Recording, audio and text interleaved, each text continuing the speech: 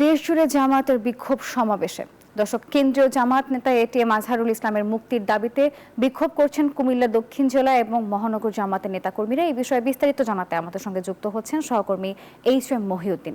মহিউদ্দিন, এখনকার সবশেষ পরিস্থিতি কেমন দেখছেন জানাবেন?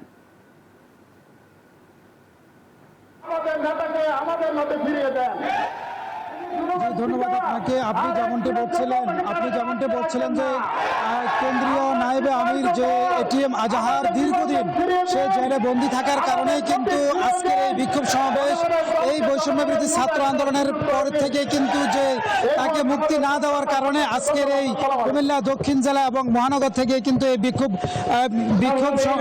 সমাবেশ শুরু করছে। এবং এই প্রোগ্রামে কেন্দ্রীয় জামাতের নায়েবে আমির জনাব ডাক্তার আব্দুল্লাহ মোহাম্মদ তাহের এই অনুষ্ঠানের প্রধান অতিথি হিসেবে তিনি একটু পরেই বক্তব্য দিবেন এবং মহানগর কর্ম পরিষদ এবং মহানগর যে জামায়াতের আমির রয়েছেন কাজী দীন মোহাম্মদ, তিনি এই অনুষ্ঠানের সভাপতিত্ব করছেন। আমি যদি কুমিল্লা দক্ষিণ জেলা আমির রয়েছেন সেই কুমিল্লা দক্ষিণ জেলা আমিরের সাথে যদি একটু কথা বলি যে আজকে তার যে দাবি রয়েছে সে দাবির মুখে তার কি ধরনের প্রত্যাশা করছেন?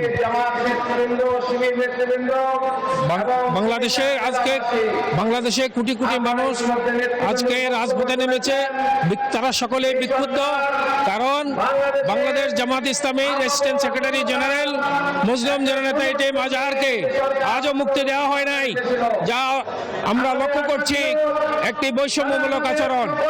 আমরা অন্তর্বর্তী সরকারকে সাধুবাদ জানাই যে হাসিনা সরকারের সকল ষড়যন্ত্রমূলক মিথ্যা সাজানো মামলার রায়ে যারা জুলুমের শিকার হয়েছে তাদেরকে আপনি মুক্তি দিয়েছেন। নিন্দা জানাই, আজও কেন আজহারুল ইসলামকে মুক্তি দেওয়া হয় নাই। আজহারুল ইসলামের মুক্তি নিশ্চিত হওয়া পর্যন্ত আমরা এই রাজপথে সংগ্রামে থাকব। মহিউদ্দিন, আপনাকে ধন্যবাদ।